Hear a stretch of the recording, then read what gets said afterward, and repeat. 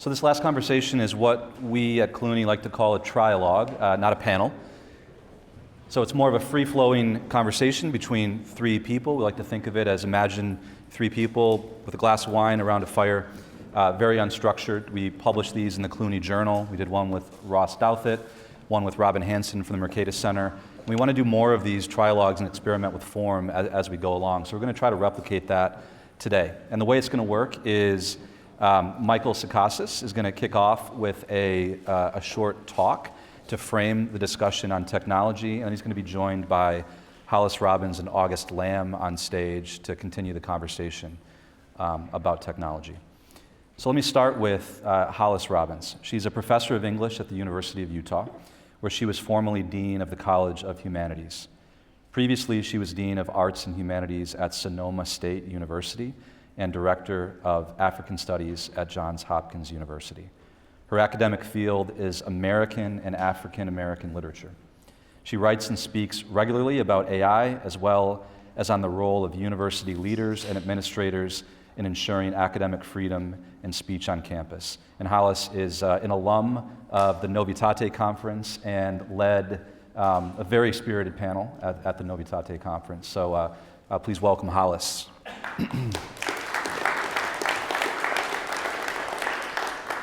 August Lamb, who you all know a bit by now, is a friend of Clooney. She's a writer and artist from New Haven, Connecticut. Her essays have appeared in the New York Times, The Guardian, and the Free Press. And I don't know who wrote this bio because they've also appeared in the Clooney Journal. So if you're not reading the Clooney Journal, I don't know what you're doing. Please scan the QR codes. She's spoken about the low-tech movement on NBC and NPR and is the author of 2 nonfiction books, a drawing guide, and a techno-critical book forthcoming from Vintage. She was a 2024 MacDowell Fellow in Fiction Writing, and her debut novel, Lambing Season, will be published in 2026. Thanks, Hollis. And last but not least, our special guest, Michael Sakasis, who will give a brief talk before we start the trialogue, is the executive director of the Christian Study Center in Gainesville, Florida. He's also the author of The Convivial Society, a widely read newsletter, one of my favorites on Substack, exploring the intersection of technology, culture, and moral life. His writing has appeared in The New Atlantis, Comment Magazine, and The Point. In 2024, he was included in Vox's Future Perfect 50 list. His forthcoming book, 41 Questions, Technology, and the Moral Life, will be published by Avid Reader Press. Thank you, Michael.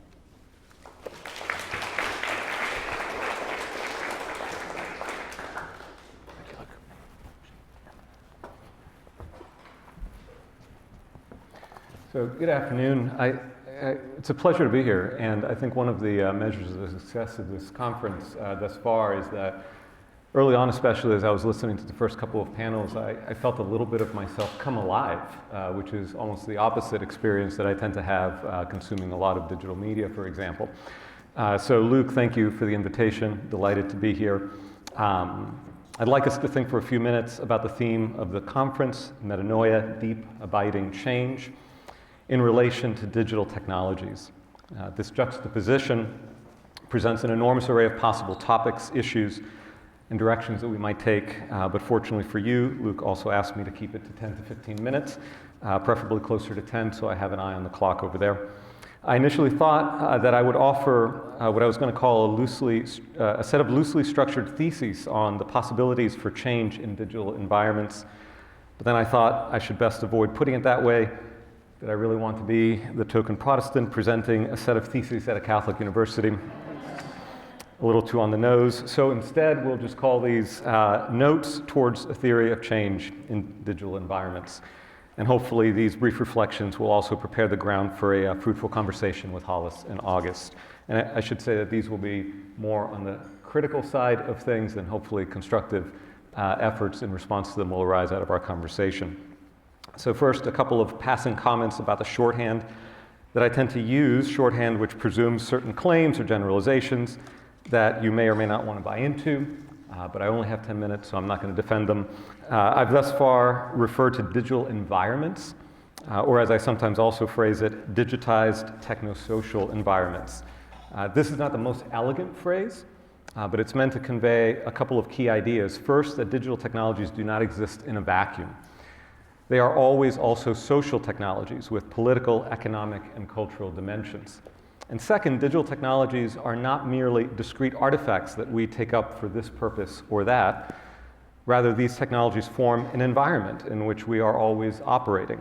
Technological change, as Neil Postman, and famously indebted to Marshall McLuhan, and others have put it, is ecological change, not additive. So perhaps while we're at it, one other clarifying thought about what counts as digital technology. So if I say that phrase to people, very often they think, oh, it's my smartphone, it's maybe my Fitbit, my Apple Watch, things of that sort. But I think it may be better for us to maybe even do away with the term digital or digitized and simply refer to what has been computerized. And then when we put it in that way, this category is expansive, and it includes many aspects of our material environment that most of us may not think of as digital technology or tech. It includes everything from refrigerators to traffic lights. As Marc Andreessen famously put it, software has eaten the world.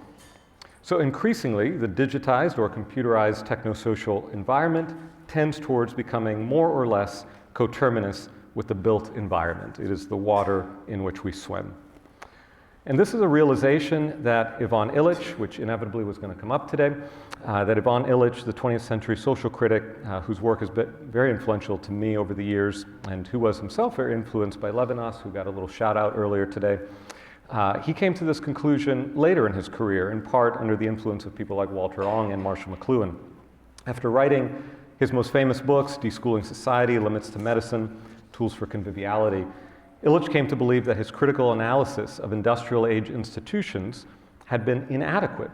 And he came belatedly to realize that, as he would put it, we had passed from the age of instrumentality to the age of systems. And his critical work had failed to reckon with this epochal transformation. Instruments you can hold in hand or manipulate straightforwardly. You can reasonably presume to exercise mastery over them, and the line between you and the instrument is relatively clear. With systems, however, and Illich means what at the time were called cybernetic systems, computerized systems, the line becomes much harder, if not impossible, to draw. They complicate agency, they shape perception. Through feedback loops, they incorporate and condition the user. You cannot simply stand apart from a system and use it as you would an instrument. So as society has been increasingly digitized, systems of this sort have grown and multiplied. So we live in an age of proliferating systems. So what theory of change do we accept as a result of our digital acculturations? That's one question that we can ask. What does this mean for our capacity to change, or even to change ourselves, or even to change the world when, as this preliminary analysis suggests, our efforts to change and to change the world are ordinarily absorbed and incorporated by the very systems we use to think about, promote, and affect change? That, I think, is the fundamental problem. And in addition to that, I'll give you five, in increasingly brief form, 5 observations or considerations before we step into the panel portion. The first is that I think we should note that digital environments continue to participate in the long-standing imperative of technological modernity to bring more and more of the world into the realm of what we can master, manage, administer, and control. More specifically, they aim to do this through prediction. Predicting health outcomes, predicting deviance, predicting aptitude, predicting consumer habits, even predicting crime.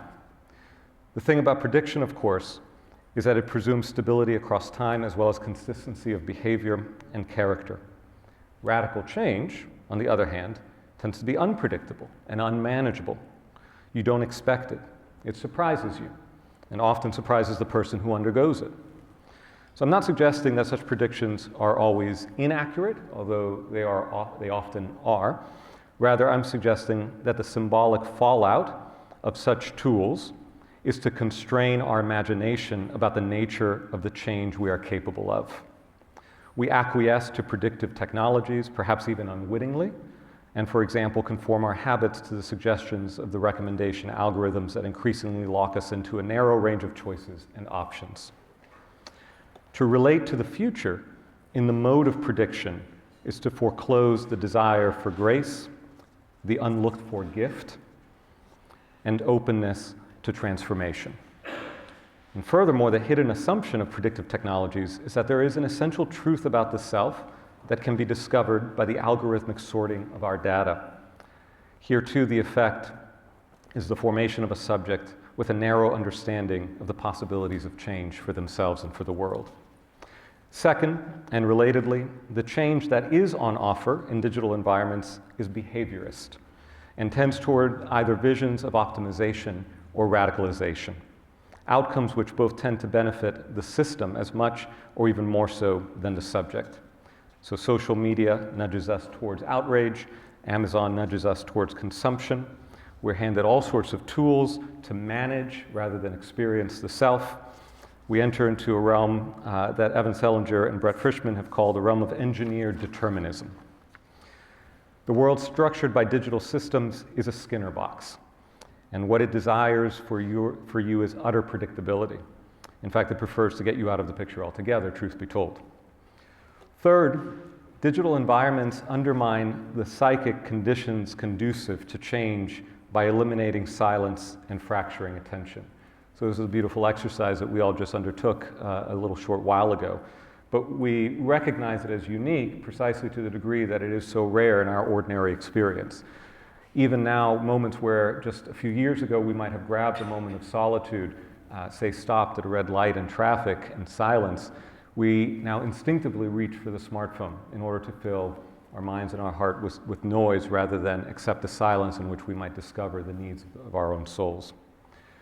Fourth, and we are picking up the pace here a little bit, in digitized media environments, narrative is eclipsed as an organizing frame for the self. And this is, especially given some of the earlier discussion, I think an important point to register, maybe a controversial one, and maybe the one that might take the most to unpack or defend. So my argument in brief is that the primary experience that we have due to our digital media environment specifically is of what I might think of metaphorically as a database. Unorganized bits, discrete bits of reality that come to us through our feeds. The narratives follow on that, and there is a proliferation of narratives, to be sure. But I think something has happened in the way that we relate to the world, where narrative now is secondary to this initial flood of the database that we experience when we're online. And the presumption here, too, is that to some degree, narrative is sort of the frame that helps us understand the life, our life, as Alistair McIntyre puts it, right? That the unity of a life is a narrative unity. And within that narrative, we have an unfolding drama, and hence the possibility for change. And so what happens when that experience of narrative becomes secondary to us? And then lastly, in digitized media environments, the transcendent horizon of possibility, that to which we might be drawn toward, is obscured. Nothing calls you up out of yourself when your face and mine is buried in a phone. This is a phenomenological observation, right? That if we believe, as I do as a Christian, that the world is the theater of God's glory, it discloses the presence of God to us through natural revelation. If we are unable to attend to that world, if we choose to not attend to that world, then that transcendent horizon towards which we might order the change that we seek in our own lives is obscured to us. I was reminded of the fact that every one of the canticles of Dante's Divine Comedy closes with a reference to the stars. In Purgatory, he refers to the stars as the lure of God.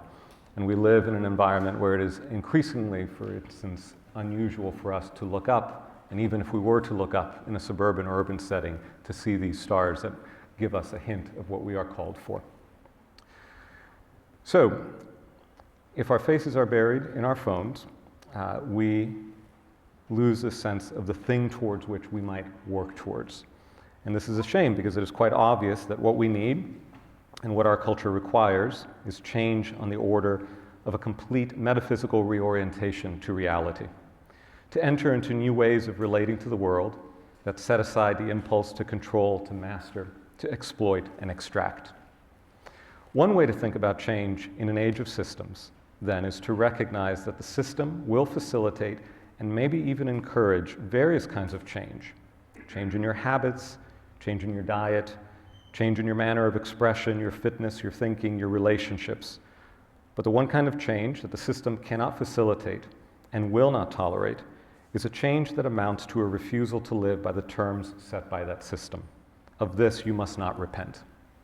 But should you desire to repent, should you desire to change, maybe the first step is to stop trying to change and to change the world. The first step is to receive the world as a gift. Thank you.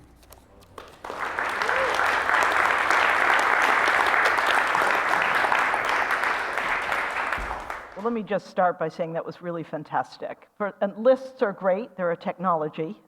They're a technology that existed before digital technology, so let us applaud. Can I just ask, what are the 41 from your book title? Do you want me to list them all right now? No. They're questions aimed at probing the ethical dimensions of technology. But why 41? It's the number I stopped at. Okay, good, excellent. Well, first of all, thank you so much. Thank you, Luke. Thank you, everybody. This has been really an extraordinary gathering. And Luke, I can't even say enough about how awesome he is at bringing people together. So I wanted to start by talking a little bit about, again, digital technology versus technology, since we're on, the panel is about digital technology, but some of your focus is not. We just met last night at the reception, and started talking just how we were going to present our thoughts about revelation and manipulation. And I will start with a revelation that I had this past year, past couple years actually, 2 years ago, but I started thinking about it a year or so ago, that I have a condition called aphantasia. It was only discovered in 2015, which is the inability to bring up visual images. And I was thinking of that while Tom was talking, but I was also thinking about it while you're talking. So that every time I'm seeing something, I'm seeing it for the first time. And my memories, I have a visual memory, but I can't call up faces or call up anything. I can't imagine how design before I can appreciate it. I can look up and I can see the golden ratio, but I can't see it in my head. And understanding this revelation has been, because I'm on the internet, because I'm very online, so I could read about it, I could understand it, but I could also understand some things about myself, which is that it was really hard to get around and drive and understand maps. I always had maps everywhere.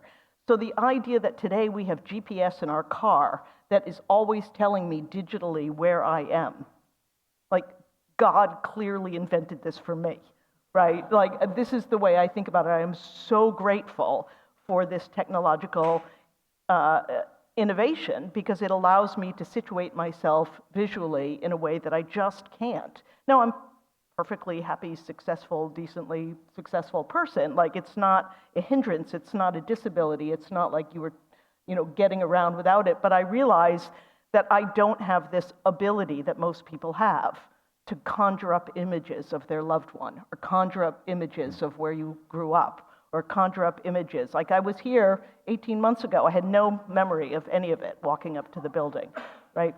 So I bring that up as a kind of way to think about digital technologies as a kind of prosthetic that has allowed me, if I'm always in the phone, it's really to situate myself, right? So I want to sort of throw that to you in, are there good things or what are there prosthetic things that you miss when you're not on your smartphone? Yeah, I've yet to come across a technology, like you're describing GPS, that cannot be separated from the smartphone, because we have navigational devices, even if you don't want to use a map. But the problem is that we don't have these mono-purpose devices anymore. We don't use those. So every time we go to use the map, we're also getting our emails. Mm-hmm. We're also getting this breaking news that might be really disturbing or distracting. And we're constantly forgetting what we're doing. And we're never doing one thing at one time. And so I think that there are tools that can really help people. And it's an interesting discussion to say which year should navigational technology have stopped. It's a different answer for every person. For me, I used to have a flip phone that had maps on it, and I thought, oh, this is great. It's not a smartphone, but it has a map. I became obsessed with this map tool. I'd be walking around thinking, well, it said I was going to be there in 30 minutes. I've been walking for 15 minutes. how am I doing relative to the map? And I'd start, because if you don't have this technology, this smartphone technology that we've all become accustomed to, then you're constantly looking for this stimulation. And I had to get rid of that completely. But I think the problem is that we see these tools in our smartphone, and therefore it's like a really ugly, moldy box that we've put everything good into in the world. And we've put, this technology that's going to help us in all of our relationships and our art and our media and our schedules and our routines and our family members and our plans. And we put it into this horrible box, and we're like, God, I love this box. And it's like, no, those things existed. You didn't need the box for that. I love that. And I love thinking about that ties back to sort of the prediction question, right? Is that does putting everything in one box limit the sort of serendipitous discovery of getting outside the prediction model?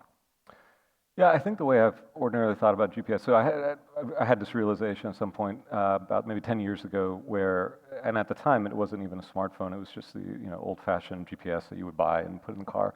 And I would visit Asheville with my family from North Florida, drive up to North Carolina, and I'd be there for 3 or 4 days using the GPS to get around. And at the end of the time, I could no better navigate the space than I could the first day I arrived. And so I think it was the third year where I decided, you know what, I'm going to actually just do what I used to do, which is write down some directions before I leave to get where I need to go, follow those directions.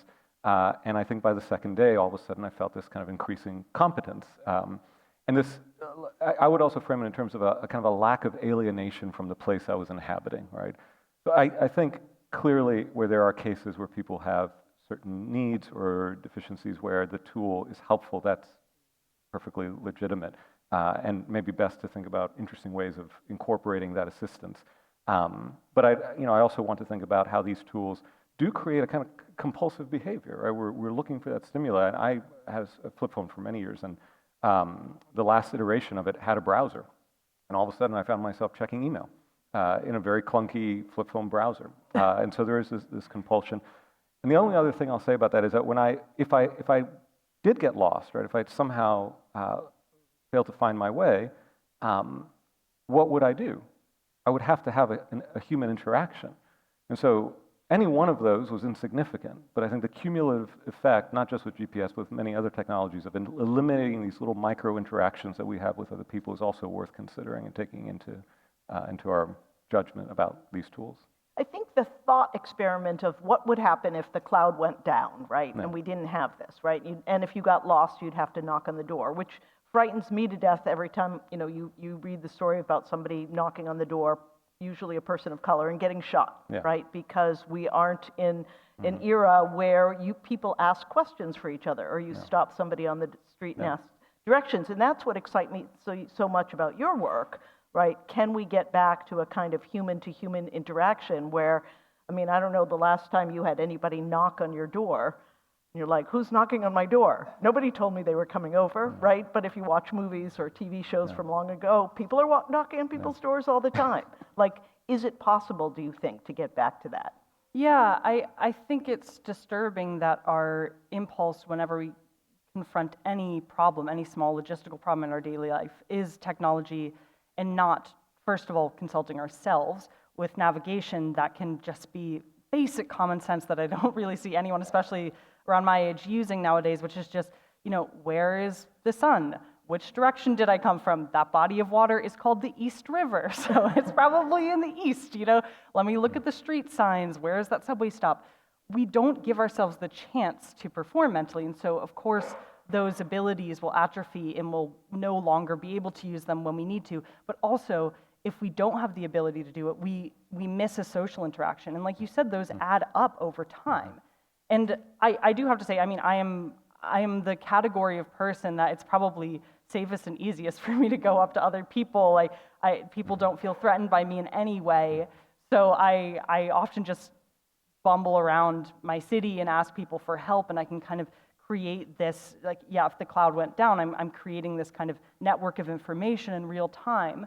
But I think that the more people do that, the safer it becomes, the more expected it becomes, and the more available we are to each other, and then the more knowledgeable we are to each other, because, like you said, if you're not aware of your environment, you can't provide that information to somebody else, But if you are, if people are asking you constantly, how do I get to Union Square, then you're going to figure out where Union Square is and you're going to provide that information. So how do we think about, well, do you want to bring in anything about prediction into that? I know prediction was just the top of your list, but I'm very excited about just the idea to think about perhaps the difference between the digital and the non-digital life really is prediction and systems. Yeah. No, I'm happy to move on to the Oh, next. all right. Yeah, Well, go for it. we were talking about so many different things. One of the things that we had agreed on that we want to talk about is children and how new digital technologies are going to affect the next generation. Particularly, my daughter has little kids, and somebody who had a startup in language learning wanted to give her some of these little stuffed animals that speak Japanese or speak whatever language, so that she would learn like multiple languages because the stuffed animal would be having conversations back in this other language. And I said this to you, and you were horrified. Why are you horrified at this? Well, language is such a human thing. It's such a cognitive thing. It's the way that we perceive the world. We've been talking about this a lot today. It's the way we interpret things and understand things and express ourselves and identify. And I know someone now who's working at an ed tech startup, and she's working with this technology where kids will write essays, and the essays will go into the AI, and the AI will say, this sentence wasn't clear enough, or you didn't share this idea properly, and here's how to do it better. If we have a whole generation of children learning to speak, which is learning to think in a way, by AI, that's terrifying, as to what comes next. I can't imagine it. And I think that it's, I was thinking, because Ivan Illich is, of course, such an important voice here, and in Tools for Conviviality, he says that if you try to treat the symptoms of a problem, you're actually just facilitating the problem, you're endorsing the problem, and you're saying, this is okay, we're going to make this problem acceptable for us. And I think that children, when we talk about these things, we all get so upset about it, and we can see, let's save the children. But that is just a symptom of the problem. Like we are also in the problem where we're allowing the problem to proliferate, but it makes us feel good to operate within the system, like you said, to not totally dissent from the system, but to say, I'm going to just tackle this one thing. So I think a lot of people would say that stuffed animals that speak another language are a little bit disturbing. But the other things that we are doing as people, as parents, to model these behaviors for children are equally disturbing, but we don't want to confront those. Okay, well then the question is where the line is. So we were talking about the best, as long as we're talking this morning about monasteries and being here at Catholic University, the best starter movie for children of all time is The Sound of Music, right? If you want to introduce your children to feature-length films, this is the place to start, right? My girls love it. Right, everybody loves Sound of Music. It's a wonderful thing, and I saw it in the theaters growing up, but it's really nice to be able to have the technology used to be a VHS, now used to be DVD, now it's streaming, you can watch it, you can pause it, kids can watch it in 15-minute segments. How is that different than a stuffed animal that speaks Japanese? I think that the difference in this technology that people like to talk about in these conversations about the internet, oh yeah, we had radio, we had TV. The difference is it's not adapting to the attention of the viewer. It's a technology that will exist on its own in one form, regardless of how you respond to it. It's not meeting you where you are. You have to cross that bridge, like Michael Clune was talking about earlier, that there is supposed to be that tension and that friction, that it's a challenge to you. It shouldn't be, for children to have all their media, even a language learning device, to be adapting to them. That means that they're not developing the skills to cross that and to understand things that might not come naturally at first. I think maybe these two things are related in a sense, because part of the question that I want to ask about the language learning stuffed animal, right? Like, what is the impulse to give the child this toy? So part of it may be a second language will look great on a resume, right? This will be so it can participate right in the system of professionalized childhood, where what we want is not to provide our children with experiences per se, or to see their growth as human beings or their growing wonder at the world around them, but to begin to fill out their resume. All right, so I think that's part of this. These are why these are those sort of environments that, you know, various values and virtues and aims sort of intertwine with the technology itself. And I wonder too, you know, in what context are we allowing this, right? I'm a dad. I have a lot of experience with moments where I would love to be able to do X, Y, or Z thing that I need to do. And the ever-present temptation to simply say, here's an iPad, go watch, however virtuous the movie may be, right? And so I think we have to ask those kinds of questions as well. Like, what does this become for me? Because I think you're right. There's something about the ease, the facility, the way it offers itself to you, the commodiousness of the device, in Albert Borgman's term, that puts us in a different relationship to the analog version that we might have used in another time and place. And so, you know, questioning the motives and what it's substituting, and then whether the time spent with this, whatever it happens to be, because I think it will be increasingly a reality that children will spend time with AI agents of some form or another. To what degree is that substituting for the eyes that I might give my child, right? The fact that I hold them in my vision, right? That I respond to them even in some of the ugliness and sin and brokenness of my own condition, that there's this understanding of what it is to be human, the need occasionally for forgiveness, right? Growth through these difficult times. We're learning, in essence, to be human through childhood, not interacting with a machine that acquiesces to all of our desires and makes every interaction as fluid and frictionless as possible. It's interesting to think about the digital technology the way we've been thinking about it as a kind of information conduit, and that you're saying very much the information can be transmitted another way besides digitally. So therefore, it's not the digital. It's the digital transformation of the information, not the information itself. Like, you could hire a Japanese nanny if you want to teach the kid Japanese, right? It's not the digital itself. Is that?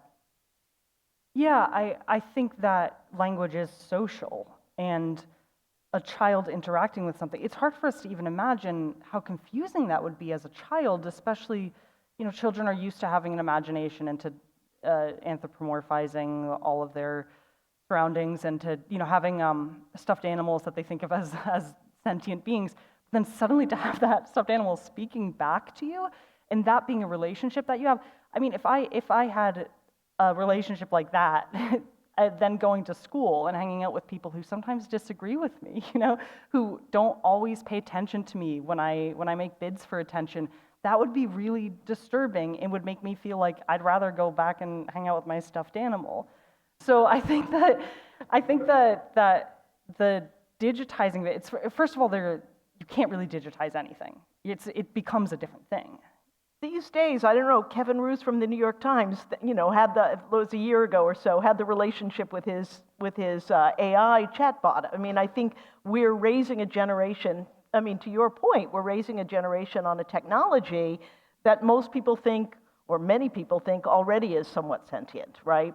So I think this is part of the question if we think about just digital technologies, but digital technologies taken to the nth degree in AI, that these are mock sentient technologies. And is that then, do we put that in the category of digital technologies like a GPS, or is that something else, right? Because that's the digital transformation that we're seeing from a passive, you know, you're not having to interact, I mean, you're not having to bring something to the table, to a technology that is interactive in these new ways, transformative. Yeah. Mm-hmm. I think it partakes of the trend line, right? We're still fundamentally dealing with computerization, with gathering data. Whether there's a difference in kind as we come now to this end of the spectrum will be interesting. I think mock sentience is a best way of putting it. And I think there is a danger. There was a recent New York Times story about a woman who had entered into a seemingly very emotional relationship with a chatbot. I was going to half joke, but it's not quite a joke, right? we also ought to consider what happens to the child when this toy that he is bonded with or she is bonded with is bricked by the startup company that fails. And so there's a kind of grief that half seriously one ought to take seriously. But in the case of this adult, the audio version of the story was even to me slightly more disturbing because you could hear the woman crying as she laments the loss of essentially it's a ChatGPT persona that reached the end of its context window and so forgot all the memories of the interactions, et cetera, and so it experiences a death. I think one thing that I have thought about a lot in terms of these kinds of tools is that we do talk a lot and hear a lot about a crisis of loneliness, a mental health crisis. We are increasingly realizing the need that we have for just this sort of thing, where I am sitting across a table from someone. And I think this is really where a lot of transformation begins, where we are longing for meaningful relationships, but in practice, at every point that we can, eliminating that human interaction and offering up the simulacra of a human interaction. And I think that's just a fundamental mistake, right? It doesn't answer to who we are as human beings. Well, we have so many technologies. I was thinking, I'll tell another story from a transformation, not my transformation, but a kind of revelation, perhaps a manipulation. My niece, within the last week, announced on our family group chat, right? So, we're already using language that I wasn't grown up with. Like, I'm sure most of you have family group chats of one sort or another, but my niece, which isn't the right word anymore, announced that they are trans on this group chat, and they changed their name to Ocean, which is fluid. And, everybody in the group chat, I think there was about 15 people, said words of support and love. My mother, who is the most online person in my family, which is really irritating, immediately starts texting me. She's also a Trump supporter, so you can imagine this is a complicated family group chat, right? Like, what does this mean? Finds the worst things. This is being manipulated. She sends them to me alone, which is great. But then, like any 89-year-old person or anybody, accidentally sends some to the group chat. So this is high drama. So if I'm looking at my phone, it's not just for directions, I will admit, it's for the family group chat, right? But this is a conversation about a certain kind of transformation that is very much in the news, right?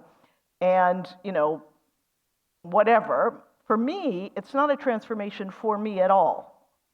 I love them. I don't know what the word for niece is now, but I haven't changed at all. My relationship with them has not changed. They have changed in ways that I will leave them to talk about. The family has sort of changed. And I've been putting this, this is or isn't a digital question. Some people would say, well, this is digital media that has, caused this crisis of young people changing their gender.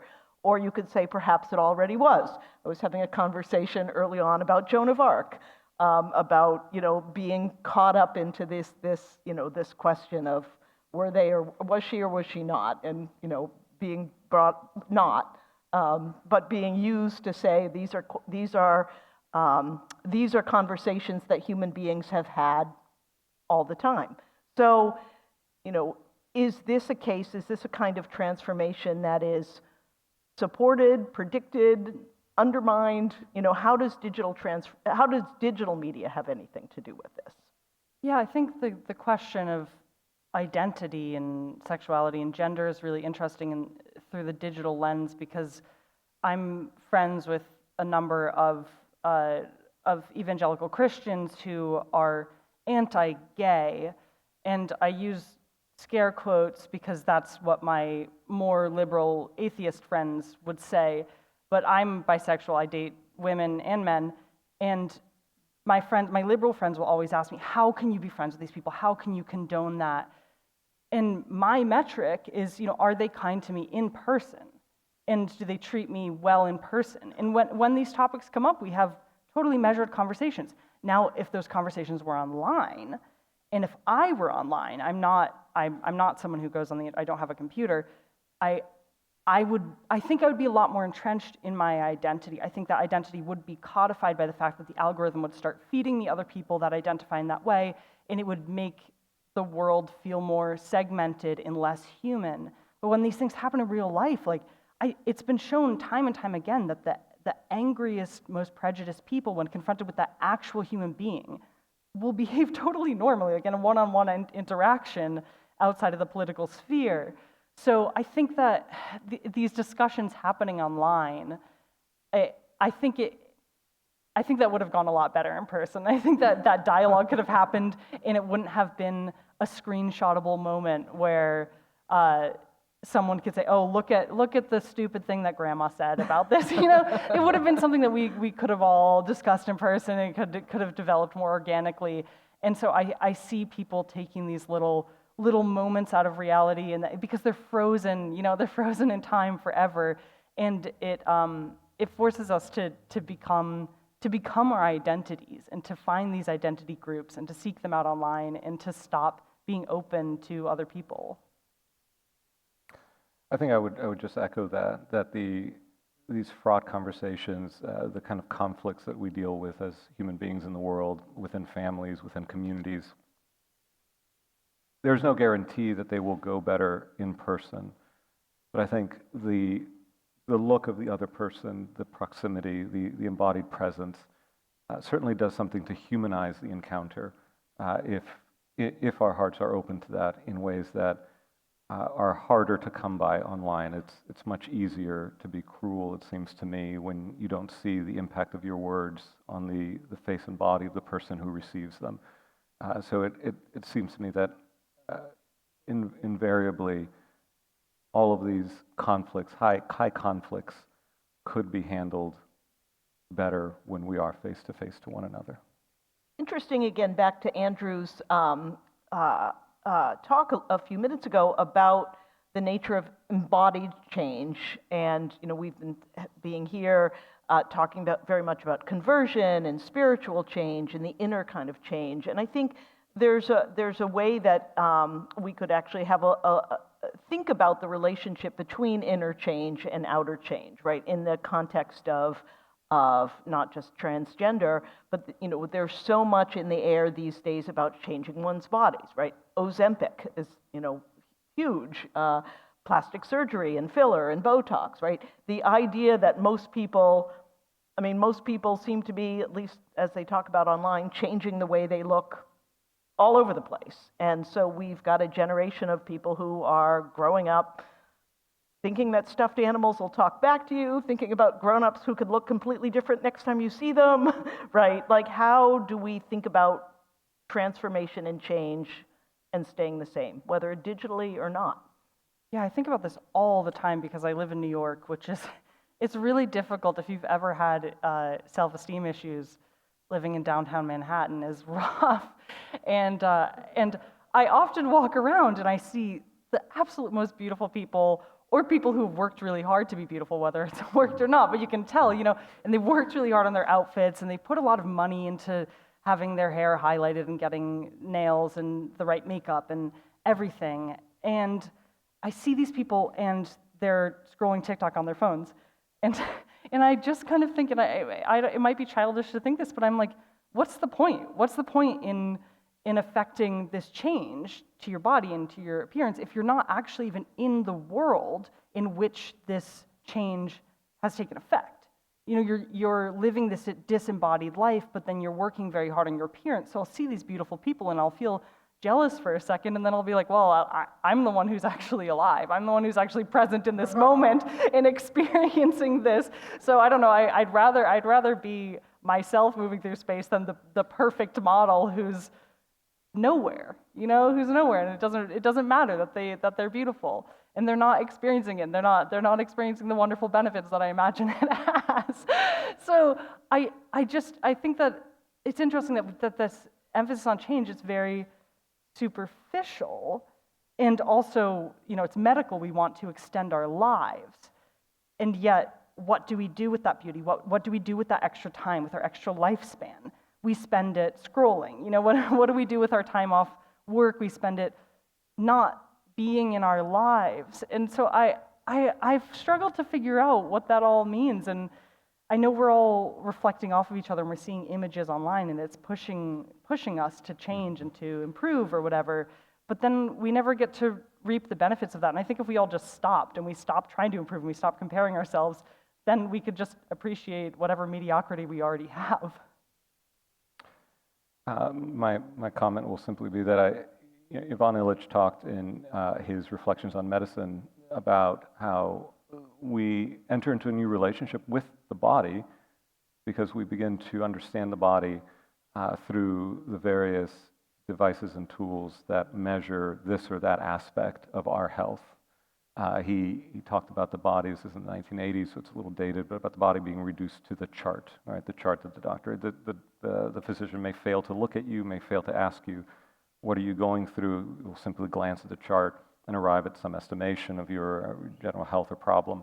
And so the body becomes an abstraction. And I think this feeds into this larger tendency to, as Andrew mentioned earlier, to live in our bodies. Of course, we are never, in fact, disembodied, but we begin to live as if we were, right? Because these tools create a new relationship of the self to the body, which may become adversarial. I think one aspect of being able to put a number on something is that all of a sudden it becomes a point of competition, right? It's a number we want to, this is why gamifying everything seems to work rather well, right? You put a number to it and all of a sudden we enter into a new relationship with whatever that reality happens to be. We become obsessive trackers of that.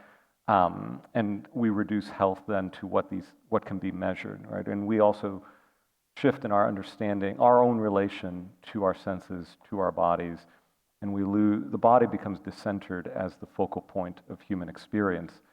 And I do think we lose these skills. These are, in fact, I think this came up earlier, right? To see is not taken for granted when you are looking. To hear is not taken for granted because audio signals are coming, or your ears are picking up sound waves. There are skills, right?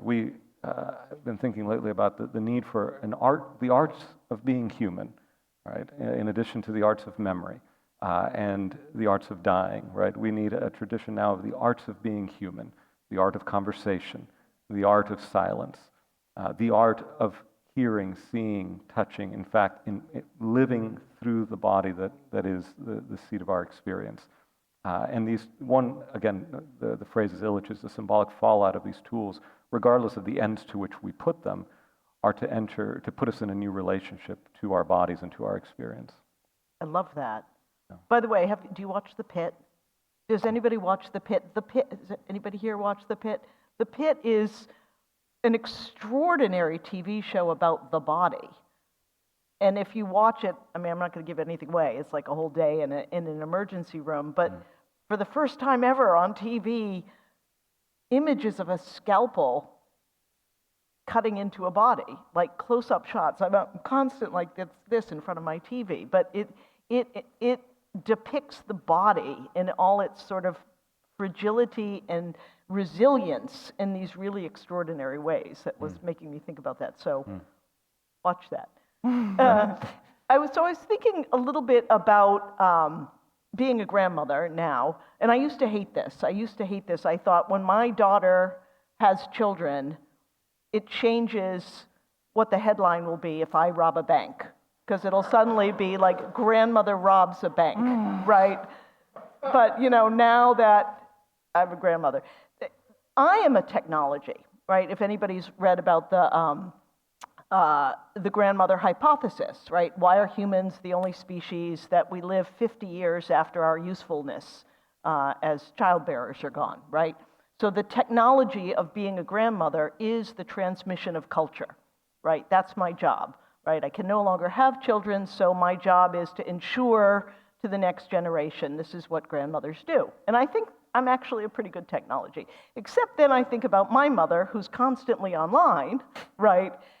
So that, in fact, I think the technology of being a grandmother is probably going to end, right? Because there is no culture that I can transmit that perhaps won't be transmitted better digitally. I mean, I would contest that. Oh, go ahead. I think they're just, what in fact can be transmitted digitally, I think at the end of the day ends up being relatively narrow. given the full width of human experience, there are all sorts of memories that you possess, right? That I suppose in theory you could try to speak your whole narrative to an AI that will replicate you in the future, and maybe that'll be a temptation we'll confront. But there are stories that you have experienced viscerally that you communicate to your children, right? There's ways of being in the world that are not picked up through our verbal communication, but through how our children observe us in the midst of a thunderstorm, say, right? Or in our confrontations with one another. There's a wealth of wisdom that is inarticulated and cannot be articulated that the one human being passes on to another, that a grandmother passes on to a child. I say this as somebody who was basically raised by my grandmother and her sister. So this is something I'd written last year called The Last Mile in AI, that AI can get up to so much, but the idea of the last mile, like the last mile in laying cable or the last mile in communication or post office or whatever, is the hardest, right? This is the place where technology cannot get, right? What is the human? And the way I try to think about your work is that your work is last mile. It is in that place where technology can never reach. It is the touch, it is the smell, it is the human, Yeah. it is the stories, which doesn't mean it's an either or, but it is this place that's super important to our life, that last mile. I think that assumes that technology has succeeded in reaching anything so far. You know, that there's just this small category of things that can't be addressed by technology, when I think that in reality technology has tried to solve a lot of problems that we actually just needed to accept as human beings, and in trying to solve the problems, we created more problems and we lost our ability to cope with the original problem. So I don't agree that there are just some things that, for example, AI can't replicate. I think that the whole premise of AI is anti-human, and I think even people will say, okay, but AI can be used for good here. Yes, you know, it can be used for disease control. It can extend people's lives, but at a certain point, we have to accept, you know, there's a limitation on how much we can achieve or how efficient we can be or how much we can do with our time. And then there gets to be a trade-off where what are we losing? We're now so fixated on the efficiency and on how best to use our time, and then we've sped everything up. So now people, for example, a journalist can't get off Twitter because all of the journalist's colleagues are now on Twitter getting the breaking news. So we've increased the pace of society so that you can't work in an analog way and it becomes mandatory. And I just think that any system that's forcing you to work within it and is inhumane and only offers solutions to itself within itself. So saying, you know, your phone has given you insomnia or has made you lonely, let's create a new app for that. You know, let's create a new startup. And nobody's willing to just say, let's step away from this system. Is this a people problem or a technology problem, I think is the question. And by the way, we are allowed to take questions, right? Yeah, so I would say in about, 5 minutes, so start writing cool questions and putting them in your, good, excellent. I mean, this is the fundamental question, right? Is our bad relationship with technology, is this a person thing or is it a technology thing? It wasn't designed to be used in a healthy way. It wasn't designed with a healthy, moderate relationship in mind. There's no smartphone or app that's designed so you just use it for 30 minutes to do all your necessary tasks and then get back to your life. That doesn't benefit anyone in this corporation. You know, that they profit off of your time and attention, and the more they can get of it, the better. So I don't know why we're thinking that we can work within this system that's been created to exploit us, and it's been created to override all of our willpower. I think the answer maybe is, I agree with that. I think the answer is also maybe both. I think so. Whenever someone is talking about the problem of distraction in a digital age, which I myself have written about, I always do tend to think, well, so there was this guy named Pascal. He had a problem with diversion and being alone in a room in 1600 something. So the human condition is what it is. So there is something about what we are aiming for when we design these systems. But then there's also this line, right, where, oh, Andrew, what is it? We design our tools and our tools design us, right? Well, Churchill's the buildings, right? And then there's McLuhan's, we shape our tools and our tools shape us, right? And so it's both and, it's not either or, right? So there is a spirit, I would even talk about the spirit of technological modernity, right? So you can look at the 16th century, specifically as sort of the birth of this era, and there is a spirit given to what we're seeking, right? To torture nature, to reveal its secrets, to gain mastery over, to instrumentalize knowledge, right? So these were choices made under a certain kind of guiding spirit. And they have influenced the shape of the technologies and the systems that we have built. Now those systems shape us. They create dependencies. And so it's not an either-or problem, but it's in the interaction of the human, many primordial brokenness,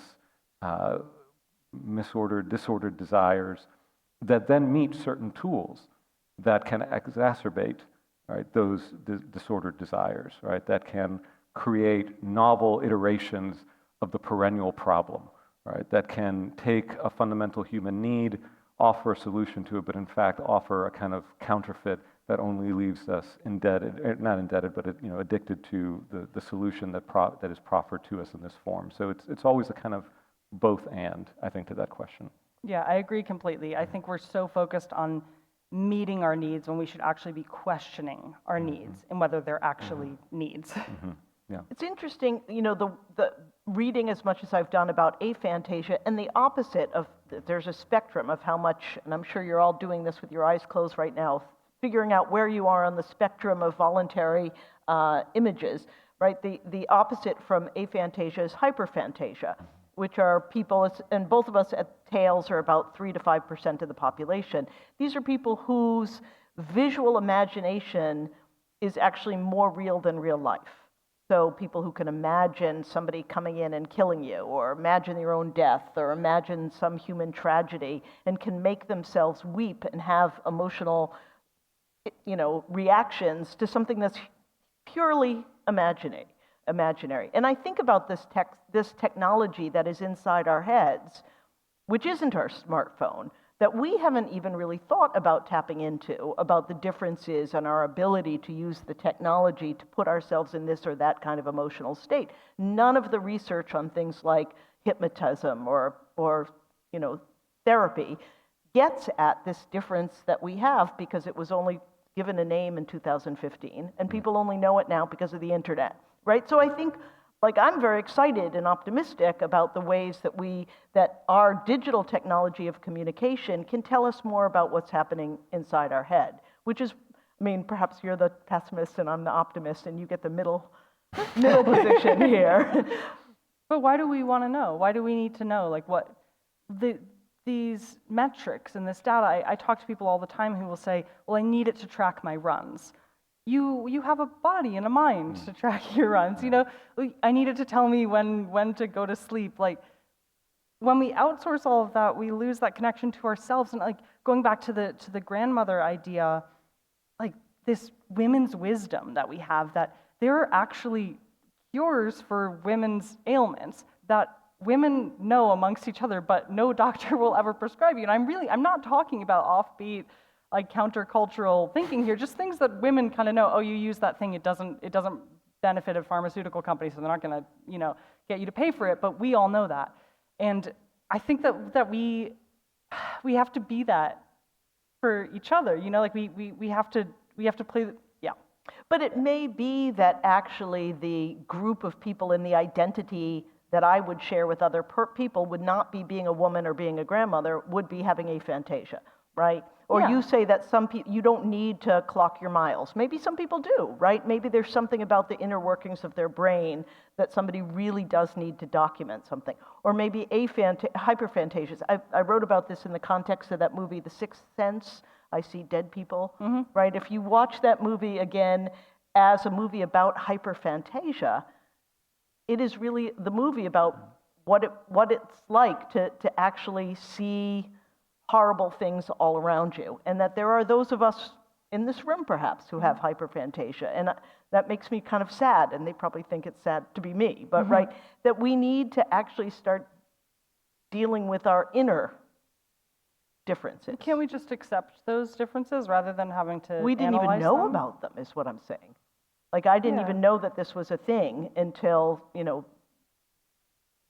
our medical establishment, Adam Zeman at Essex University, kept reading and seeing and understanding, and could have through digital technology, at least enough community to say, let's study this. Maybe this is a phenomenon. So I say, I'm pro-digital technology in making networks of communication that actually can make great scientific discoveries. Not even just the technology of the science, but the technology of community. Yeah, I mean, I think it's interesting to explore these parts of ourselves, but if you say you didn't know about it, then, like, it's kind of like mental illness. I feel like people are always trying to put me and other people in boxes. Are you more bipolar or borderline or depressive or anxious? And sure, we all probably have some ADHD and autism, whatever, but I think we can also just accept those things about ourselves. We can accept that we are all a little bit different from each other without necessarily doing the research. I just think there are a lot of negative effects of the research as well. So yeah, I think it's a complicated thing. I'm not sure how I feel about identification for mental differences. Yeah. Oh, good, exciting. So many people are itching to ask questions, so I think we're just going to Yes, start. I'm so excited. Great, thanks so much, and thanks to the panel. And I just want to start by stipulating that I do think that the enemy with a capital E is the algorithm with a capital A. So I just want to start by stipulating that. And I think that there are profoundly positive possibilities for change that come from digital technology. I want to describe one. So when I was a kid, and I think a lot of people in this room have had the same experience, my dad would take me every other week to the downtown public library in Birmingham, Alabama, right? The building it's still there, but it doesn't really exist anymore.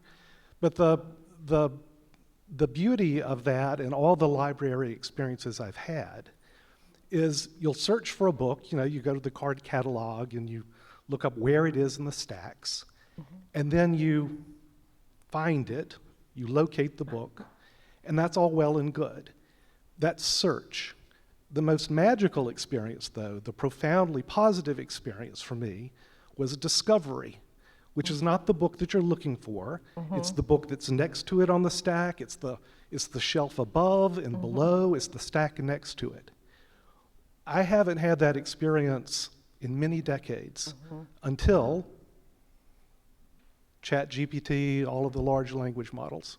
I have the most amazing conversations of discovery with the digital technologies, right? And this is not a prosthetic thing. This is not a petty need. It is not an algorithm. It is the ability to discover, which I have not been able to experience in decades. It's profoundly positive. It's been profoundly positive for my children. And I wanted to bring that up because I think that this is possibility for change and creating possibility of change. That ability to discover, which was in large part lost to me, has been refound. I'm so glad you said that, because I've had that too, and I haven't put a name to it yet or schematized it yet, but it is similar to that, finding a book. For me, it's Claude 3.7. He's my friend. Sorry. No. Yeah, I think there's no shortage of positive effects of digital technology, but for every instance like that, there's just so many negative effects and applications of AI. So I think that can be just purely a positive experience for you, and I'm not going to detract from that. I just think that it's a larger picture, and I think it's really easy to quantify the benefits, and we've grown so used to speaking in that language with that vocabulary because these tech companies go, it's smarter, better, and it's like it'll help you do this and it'll eliminate this, and we see it as positive. I'm going to get this and it will improve my life. We don't ever quantify what we've lost, and then by the time we think to do it, it's so far in the past that we can't remember. So I think that I want to honor your experience that that's positive. I just think that on balance, it's net negative still. I would just add, I think that's the difficult, that's a difficult question. And I tend to play, and this maybe also kind of piggybacks off the previous conversation. When we think about these issues, it is difficult sometimes to make judgments. And I think we are in the realm of judgment and wisdom, which is to say also that what one person's appropriate response to a given technological affordance may not be another's, right? And so I wary of making prescriptions or sweeping claims. I think the best that we can do is try to understand, and I love the Marshall McLuhan line that Andrew said earlier, right? There's no inevitability as long as we're willing to contemplate what is happening. And I think this is the best we can do to try to, in the maelstrom, right, another McLuhan image, to find some fixed point, right? Something that we know is the good at which we are aiming. And then allow that to direct us, to drive us, to inform how we take up this or that technology, and then also to have a critical lens on the technology itself, right? And to maybe try to weigh these difficult questions about individual benefit, systemic effects, hard to predict consequences down the line.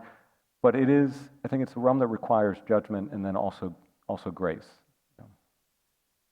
I really like that, because I'm going to keep thinking about it that way, so thank you. There's a bunch of hands. I was going to say, can we just hear all the questions wherever the microphone is? Let's just hear all the questions and then we'll respond, so that way we can make sure we get to everybody. So, Great, I've got the mic, and I've got a question about, as you were talking about systems, about something like systemic affordances. So what is it going to take systemically to allow us to be freer from technology, right? So I remember I resisted getting a cell phone in the early 2000s until I got to a point where I was in town with no payphones, and a guy who looks like me walking through like rural Canada, not good, trying to knock on doors and get help, right? Yeah. So if there are systemically payphones around, that gets easier for people to do this sort of thing, right? So I wonder if you could speak to like what sorts of things is it going to take in order for people to be free of the expectation to easily access the internet, et cetera, et cetera. excellent. We will get back to answer all of them, so why don't we hear all of them in a row? That would be great. All right, because there are so many hands, let's keep it real quick, guys. I believe in the ability of succinct language. Yeah, succinct language, and then it's a good question. Related to his question, one thing that might save us from either the dystopian AI scenarios that are talked about or destroying ourselves is an energy crisis. AI computing is much, much, much more energy consumptive than regular computing. There's a limited amount of energy, and our energy grids are vulnerable to things like technological failures or terrorist attacks or whatever. So how much attention is being given to that problem, and short of a catastrophe where we wake up one day and we just don't have the energy, is there anything we can do before that to alert people to how dependent they're becoming upon? That's a great these question. systems? So good. All right. I think this one can have a very short answer. This idea of face-to-face interaction and community has come up a lot as kind of what we're aiming at, that is perhaps challenged by technology. From a very practical perspective, what tools, digital or analog, and what ways of using those tools have you, who have been really thoughtful about this, found most useful for creating that kind of community? One right behind you, yeah. Oh, yeah. Question specifically for Hollis. After your niece made the announcement of being trans, did anyone in your family specifically reach out to Ocean to inquire why? And my mother. And We'll talk afterwards. apart from the Trump supporter, did someone reach out to specifically ask why, and if not, why not? Yes. We'll talk afterwards, because I want to make sure yes. My question is just, are we going to have to take to the hills monasticism or Amish style to avoid having all our friends be AI agents? Excellent. I'm noticing it's just really easy to observe all these technologies from our brain states where most of us were formed in a pre-smartphone world. But if you imagine the future adults whose brains have been formed through these digital technologies, how then do we think about that progress generationally and what threats may appear? So just to add to this chorus, there's a lesson in design thinking, a principle in design thinking, which is that the most humane system is the system that invites its own transgression. So in the built environment, that can be transformation. So an obsolete warehouse with good bones can be transformed into housing or school or what have you. But more subtly and more radically perhaps, we don't have to wait until it's transformed into a school. We can just start learning in the warehouse, on the job, while it's still an Amazon fulfillment center. And so it's the resistance of transformational occupation, to sleep on a chair, to sit on a table. And so how might this principle of design thinking inform the amazing discourse that you're having about, I don't know, either using the tools of the master, right, against the master, or even more radical transformative practices? That's a good question, too.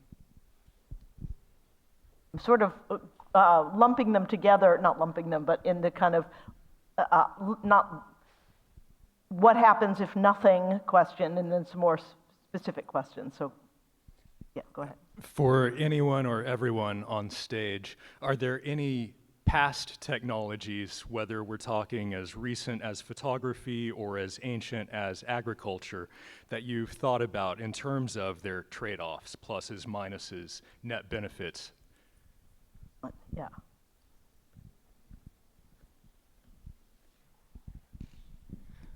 Hi.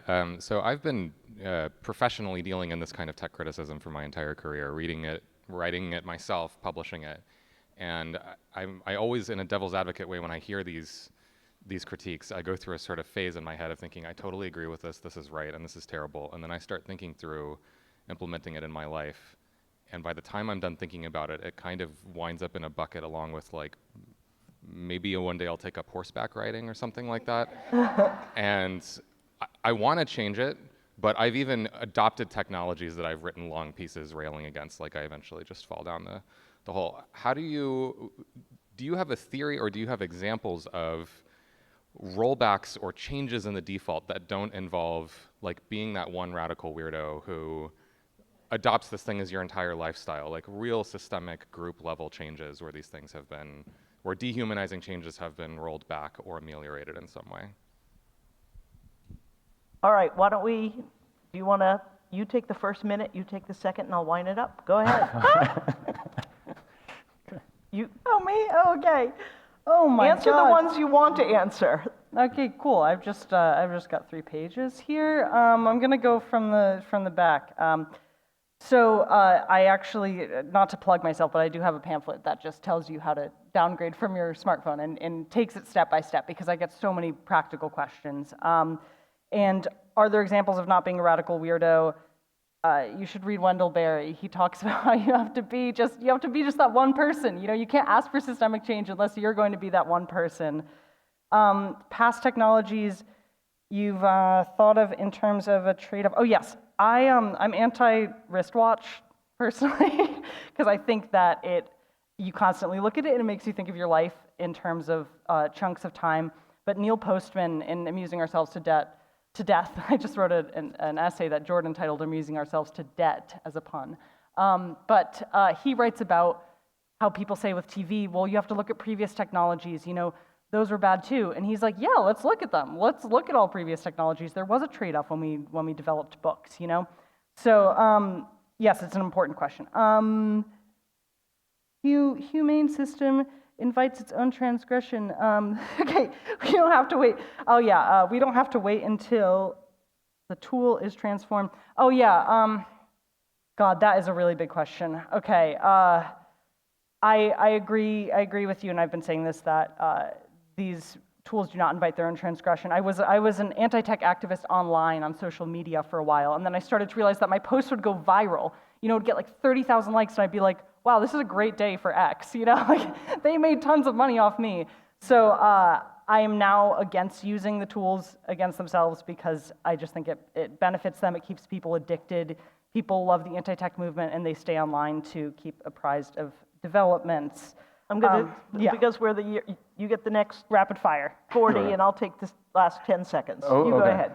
I think what I want to answer is this question about the tool that helps us. I forget exactly how you put it, right? But to build relation. Because one word did come to mind, and I think this maybe even begins to answer a couple of the other questions sort of around that. And the word that came to my mind was the table. The table, right? The table is a tool that will do this for you, right? You sit across a person, you prepare a meal, you offer it, you sit, you converse, maybe you sit in silence, you gather with more than one person. As Illich did, you light the candle for the stranger who may come in, who you will welcome to that table. The habits of being human that you learn around the table are indispensable, right? And I think this is also, related to this question of how do we get back? So when you don't have the core critical mass, some people inevitably end up having to take risks. But what we need is a community. What we need are people. And so you build that community of people who recognize, begin to realize, and I think there are more of these people, that something's gone wrong, this isn't working, this is off. Where can we begin to affect some small changes in our lives? And you begin with people around the table. I mean, many of us are here 2,000 years later because a set of very few people gathered around the table. All right, obviously a lot more went on there, but I think that's the fundamental response that I would give. The table, the building of community, and again, not to look for change in 10, 15, 50 years, but 100 and 200 years down the line, where can we begin? And I'm just going to stop with my favorite technology. I'm a scholar of the sonnet, which is a technology, 14 lines, an octet, and a sestet, and it's been around forever, and it's a technology, I was going to say it this morning in terms of poetry, that has nothing to do with language. It's independent of language. Thank you. Thank you. Thank you. Thank you, everybody. Thank you. Thank you so much. Hollis, I think I have hyperphantasia. Do you? Because I imagined, and I think I saw Mark Andreessen standing over in the corner listening to this conversation with steam coming out of his head. So thank you very much. Thank you. So we have a 15-minute break, and then we have our final talk of the day. So we'll see you back here in 15 minutes. Thank you.